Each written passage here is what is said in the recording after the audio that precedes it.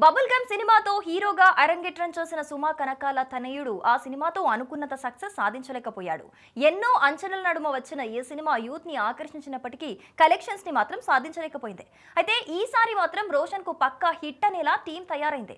రోషన్ కనకాల రెండో సినిమాను తన తొలి చిత్రం కలర్ ఫోటోతో జాతీయ అవార్డును గెలుచుకుని యంగెస్ట్ దర్శకుడిగా గుర్తింపు పొందిన సందీప్ రాజు తెరకెక్కించబోతున్నారు.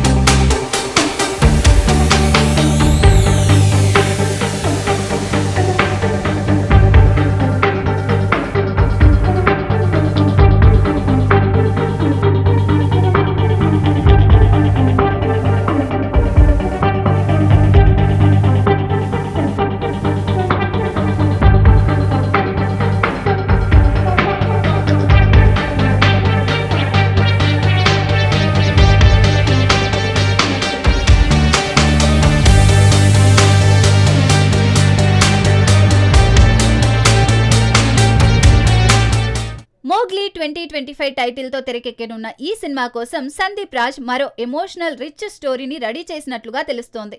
సాక్షి సాగర్ మదోల్కర్ హీరోయిన్ గా పరిచయం కాబోతోంది. ఈ సినిమాను హైదరాబాద్ లో లాంఛనంగా ప్రారంభించారు.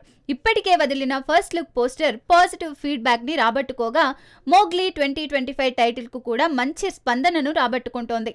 ఈ చిత్రాన్ని 2025 వేసవిలో విడుదల చేయడానికి మేకర్స్ సన్నాహాలు చేస్తున్నారు.